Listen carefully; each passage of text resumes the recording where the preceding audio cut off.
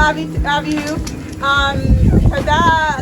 תודה רבה, התשובה שלך. Good for you. I didn't think you would respond, so thank you. I just thought that I would explain to you a little bit how the farm works because you asked the question about the dogs and how I train, and so I thought, you know, this farm is a lo normali. It's not a normal farm. It's not like everybody else. Here on the farm, every day I wake up, there's a problem with me. I go outside, there's a problem with the cows or with the dogs or with the horses. Everything's a problem all the time. So I don't just train one little thing. I watch and I pray and I wait and I see what needs to be trained today, what's the problem, how's it going with all the animals. So that's kind of how I work it out. So for example, right now we have a cow and she's having a little bit of a problem with her udder and it's a bit sore. So this morning we're gonna milk her and figure out what's wrong with her, why does she have a bad udder, what's kind of going on with her. And we do that because there's no other way to deal with life and problems. There's always something wrong, and so we have to stop ourselves and we have to face the problem and we have to work it out. And what's most important and probably the most abnormal about this farm is that it's all about the kids. The kids do everything on this farm. The kids milk the cows, the kids ride the horses. The kids really are the best trainers because they're not as malicious as we are. They're not as cruel as we are. They're a lot more honest in everything that they do. And so the kids really are, in a lot of ways, my example for how to train and help animals, because I'm too busy being worried about myself and what people think about me. But when I watch the kids, I go, oh, I don't have to be like that. I don't have to worry about everything. I can look at the kids and go, hey, I can do what they do. I can be simple. I can say something's wrong here. There's a problem. And so we do that with our animals. We do that with our families. We work out any problems we have, because if not, we end up killing the animals. Like I said about the cow, it's kind of a problem because one of the families isn't doing the best. They're not really talking, they're not really communicating, but they're milking a cow. And so they're not doing it quite right, but since they're not talking, it's causing a problem now. So we have to work on that and figure that out and understand what's going on. What's the sin behind it? What are we doing wrong here? And so, yeah, most of the dogs are here. They're always here. Most of them are outside. They're guard dogs. So they guard from the fox because we got a lot of fox problems here. They kill our chickens and eat them. So we got Priya, she's over there, the big white one. She guards the farm and guards the fox from coming and eating the chickens. And then the other few that are here, they're just kind of her buddies and they keep her company and take care of her and keep her stable. And yeah, so I think that's another important point I want to talk about, is that it's all about family groups on the farm. You have to have a good leader. And so Blitzen, he's the kind of the head dog. He's the leader here. He's my dog. And so I train him. And he is really primarily bred to be a hunting dog. So he does some hunting, like he can fetch geese a little bit and stuff like that. But what he really does best is he leads to other dogs. And so I've had to train him to do that by leading him. I've got to be his leader properly so that he can lead to other dogs. So when I'm having a hard time with something and I'm shutting down and I don't go outside and I don't take him for a walk and I don't connect with him, then kind of problems start happening. Then it's balagan and everybody starts fighting and everybody kind of doesn't get along anymore. And so that's primarily a big point about the farm, is that it has to be a good leader. So our cows, they have a bull with them all the time. We don't separate and make it like, we don't divorce them, for lack of a better word. We make sure they're always together and they get along the best that way and they can grow. And then there's the chickens, and it's the same thing with them. If you don't have a good rooster, then all the chickens are kind of out of joint. And we just had to kill one of our roosters because when the kids would come in, he would be too protective and he would start attacking the kids. And so we're like, no, you're not a good leader. You have to go. And it's the same with the horses. We have a big herd of horses. We have about 20 horses. And there's one leader in all the horses. And he's a good leader because he had a good dad. His dad taught him how to lead. And so now, anytime you put a new horse in the pack, he always asks that horse, what is your role in this herd? Where are you standing? What are you going to be doing? And so he maybe will chase that horse around a bit. He'll try to get that horse to understand, I'm the leader here, you submit under me, and that's how we work it. And so that's very important for us because that's how we work in our families. We have to have good men that are leading, good dads, because if not, us as the women, we start controlling everything, and then we start ruining everything because we can't lead. But the men can lead, and so we don't really lead. We just tell the men, hey, there's a problem here. You're not leading me. I'm breaking down. I can't work with my dog. I can't work with my horse. My cow is bad. Something's wrong. You guys have to start leading us. So yeah, I think those are most of the points that I wanted to talk about with how it works on the farm. And another big thing is that the farm is run by the head mom and dad. And they have a vision for giving an inheritance to the children. It's all about the kids. And so their vision has been to build up the farm so that it can be given to the kids. And so I think it's all about inheritance. And I'm not sure, but this cow is called Yerusha. And I think it means inheritance. Does it mean inheritance? I'm not sure. But that's another big thing is that we name all our animals and we name them good names because that's the vision we have for them. We have that vision that this is an inheritance, and it's not just an inheritance for us, it's really an inheritance for you. It's an inheritance for the Jews. It's given so that those that are going to have to go through when the end of the world comes and they're going to have to go through problems and deal with things, they're gonna have to live like this. They're gonna have to deal with the sin and the problems. They're gonna have to stop their busy lives and everything that you're getting from the world, and you're gonna have to deal with that. So that's why it was interesting when you said that your dad had a farm, but you're not on the farm. And I was like, why are you not on the farm? That's very interesting to me because this is my life. Like, this is everything. If I wouldn't have this and I wouldn't be working through this every day, I would be cuckoo. Like, I would be going insane because the world is crazy. There's nothing out there except to go more crazy and get more stuff and get more discontent. That's all there is. And so I guess that is what I would even encourage you to do, is think about that and think even about going back to your dad and going back to the farm and working that out and dealing with that, because that's the only hope you really have. And so yeah, I think that's about it. And then I'll just kind of walk around and I'll show you a little bit of our cows and our horses and how it works. It's very windy today, so I can't really talk. So it's mostly going to be kind of showing you how we do things around the farm a little bit. Okay, so this is Boaz. Boaz, look up. Boaz. Boaz, look up. This is Boaz. He milks every morning and he has his fresh cup of milk and he really loves milking. It's part of his favorite job. Drink your milk, Boaz. Boaz, you want to show how you drink your milk? Show him your milk mustache, Boaz. honey, this is for Avihu. He lives in Israel. Remember, you're learning Hebrew. Can you say cow?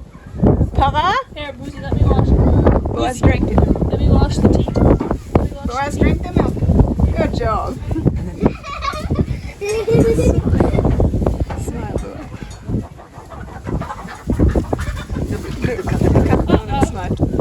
Uh-oh.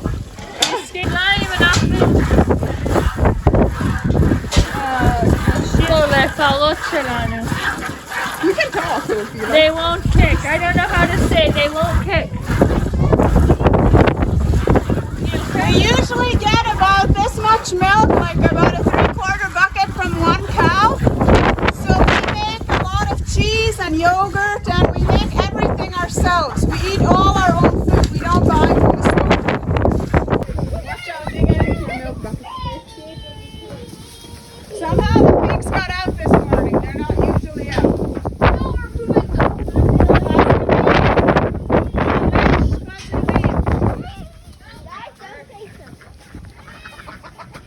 Where's Shepherd? Where is your bucket?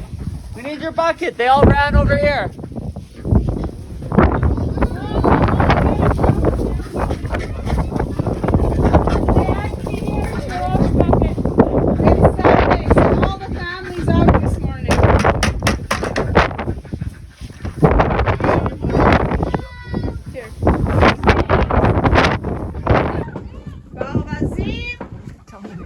We call them King Charles and Diana and Camilla. And then these turkeys, the mom, she hatched them all herself. Her name is Shoshana. And it's just amazing when they take their own eggs and they sit and they hatch them and they raise them so much better. We think we're so smart and we try and do it ourselves and it never works. But she raises them all by herself.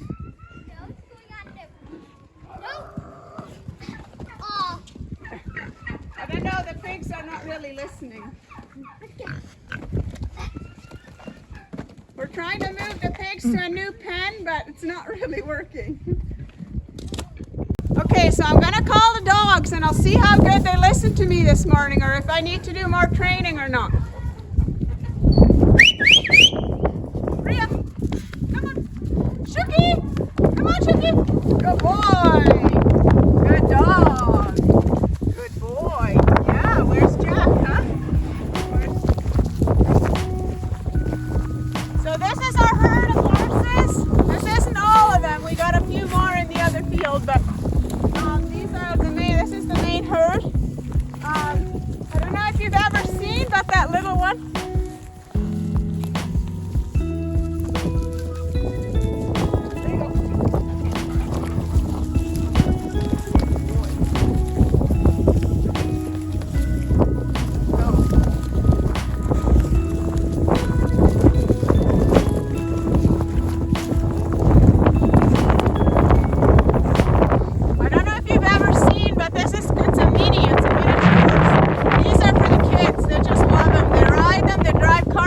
There you go.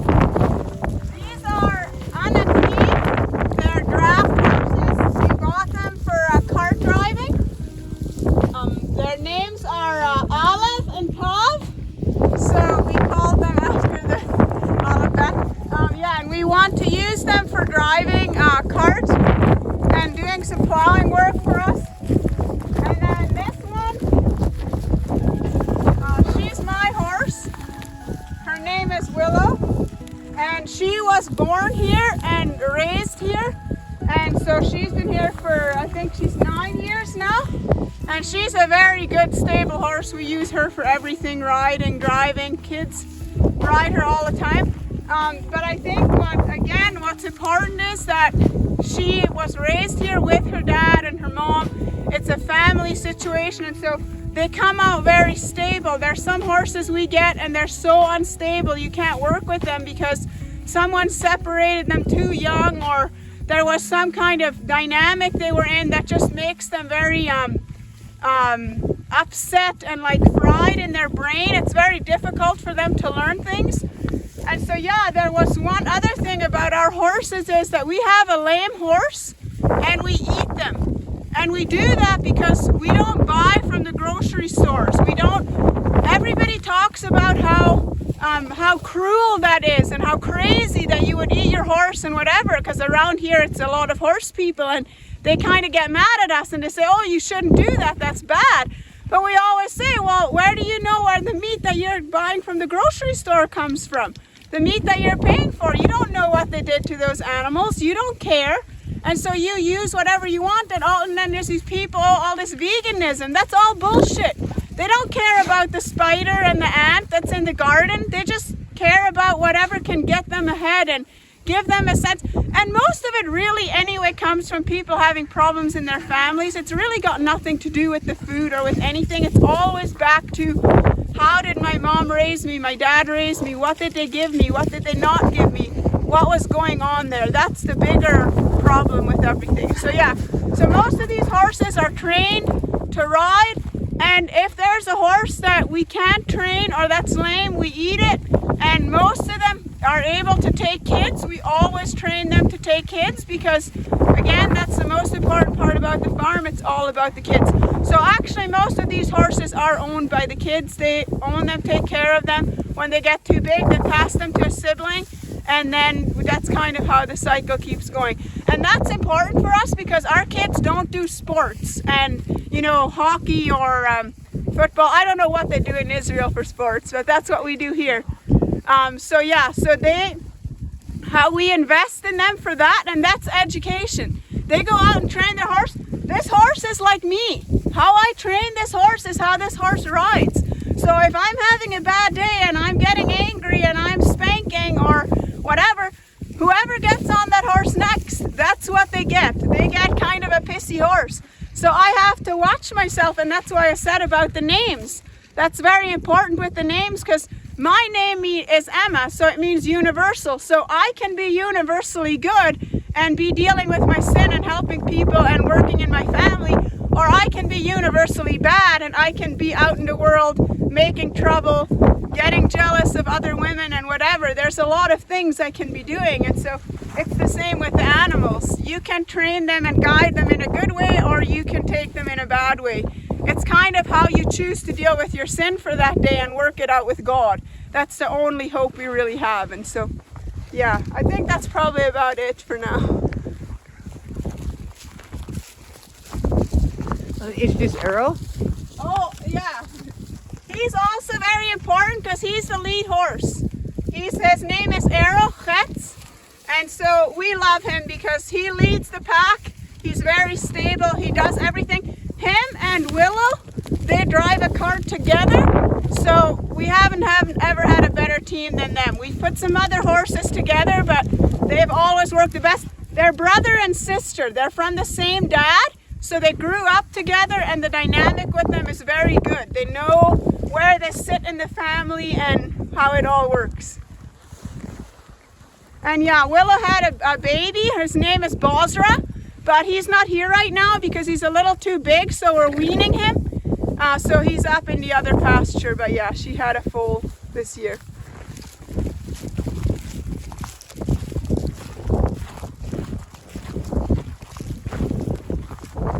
And yeah, it makes me sad to say, but this is our next horse that we're going to butcher because he's lame. So he's a very nice horse, but he just can't ride. It's too painful for him. So we're going to have to butcher him. And that makes us sad. Like, it's always difficult when you have to put one down.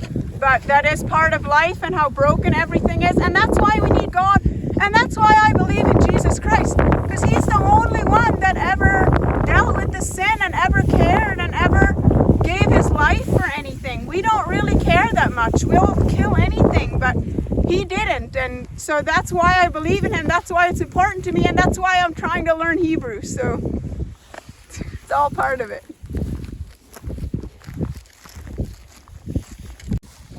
So this horse also, he was a totally wild horse. We got him 2-3 months ago.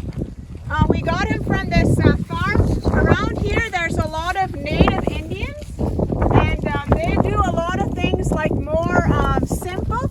And so this guy has this herd of like 300 horses, and he's trying to sell it to you. And so we bought this horse and another one, and we've been training them. Tikva's sisters, Hope and Piper, have been training these horses, and in a month they had them saddle broke and everything. They're very smart horses because, again, they live in a herd, in a family herd, and so that is everything. It's everything for life and relationships and animals. It's very important.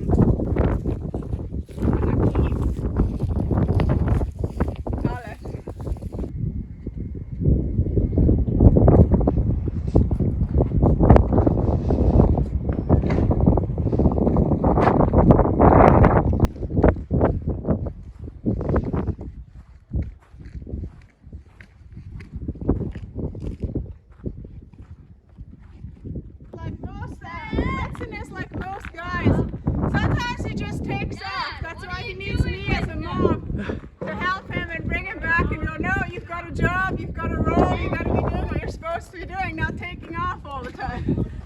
And go. Ready? Yeah. There you go. Woo! Careful, you gotta keep your feet up.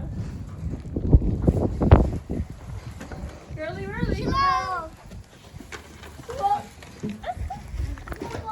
Sorry, Rose. שלום אביר, קוראים לי סמר. נעים מאוד, ברוכים הבאים לחווה. כאן במטבח זה המקום שבו המון דברים קורים, מקום שמכינים את הבייגלים שלנו וחמאה ובירה, והמקום שאחרי הם עשו המון עבודה, הם יכולים להתייחד כאן ולאכול את כל הדברים הטובים שמכינים, ואני מקווה שאתה יכול למצוא חווה שבה אתה יכול לחבר עם חיות וארץ וגם לבנות משפחה גדולה. Shalom, Abihu. Pleased to meet you. I'm Piper, and I thought you might want to see our Christmas tree because we got it yesterday and we went sledding in the mountains with our whole family, and it was really fun. It was like a blast. We all went sledding down super fast, and I think our mom was really glad none of us broke legs or anything. So you're certainly welcome to come out to the farm anytime, and we'd love to meet you and maybe even show you a Christmas tree one day.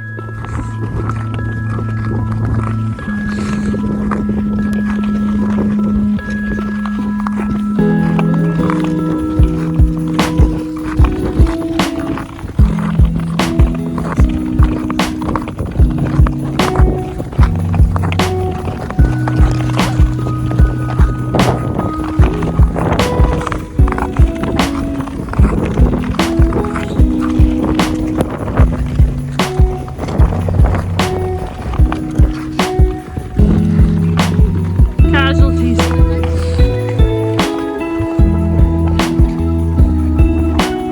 You don't. Oh,